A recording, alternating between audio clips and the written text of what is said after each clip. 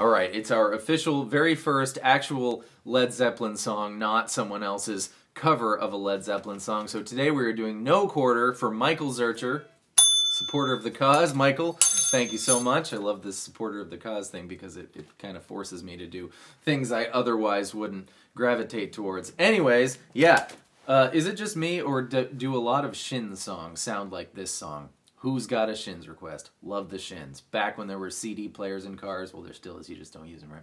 I had a Shins song in there for like a year. So I just listened to that for a year. All right, here we go.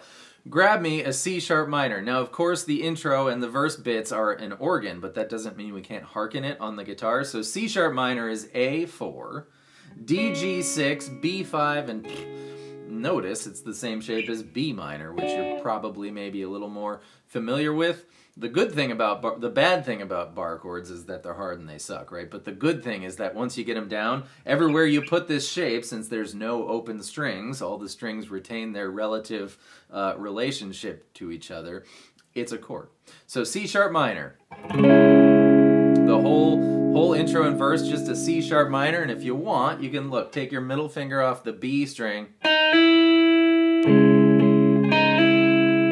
or take it off like this, then pluck the G string, and then G, take it off, put it back, D, take it off, put it back.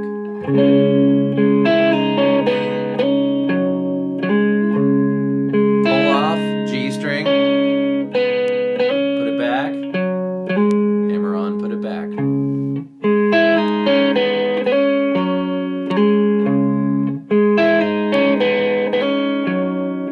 Other notes you can mess around with while still retaining your C sharp minor shape are the B string 7th fret with your pinky there, and then the E string 5th fret and 7th fret, and even for some reason, I don't know why, we need to explore it, the 6th fret sounds good. You can just mess around like that. And then the guitar finally chimes in, and here's another, it's like the month of flat fifths, like half of Stone Temple Pilots songs, and plus whatever song I'm thinking of right now that we just did. Oh yeah, the other Led Zeppelin song, so Dean, Led Zeppelin, makes sense.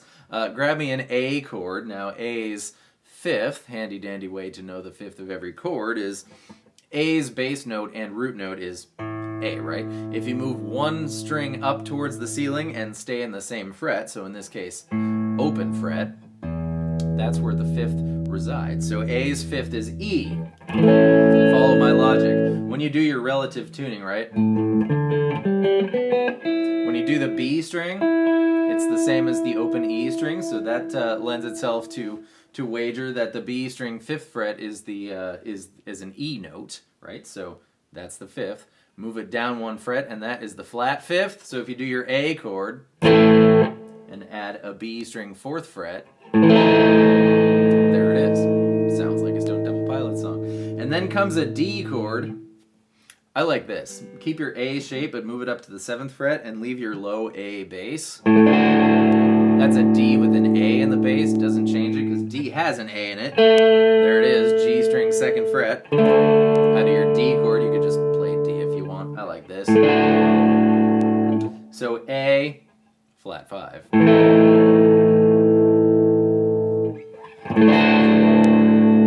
Or D, however you like, doesn't matter. And then comes the riff, ready? A string 2nd fret, slide up to 4, and then grab like a power chord, think power chord, D string 6th fret.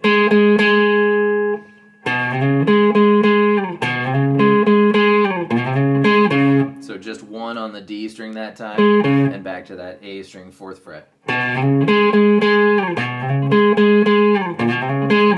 now we're gonna go open 2 on the E string, and then make an F sharp power chord, 2nd fret of the E string's F sharp, right? And then go down to a low E power chord, open E string, A string, 2nd fret, and then hammer on 0, 2 on the E string, now 2 on the A string, 4 on the E string, 2 on the D string, and 4 on the A string. That's kind of fun once you get the hang of it.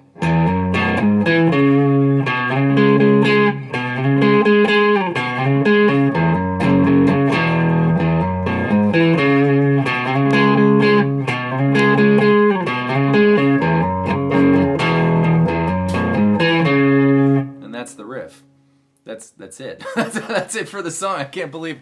So we have the soloing and the noodling, right? Well, you know, this took me a minute to figure out because the chord for the verse is C sharp minor. So one would think that perhaps they're soloing in C sharp minor pentatonic, but they're not. They're soloing in G sharp minor pentatonic. So here's one for you to consider for your noodlings. This is the shape everybody knows and loves, right? 4/7, 4/6, 4/6, 4/6, 4/7, 4/7. Do whatever you want.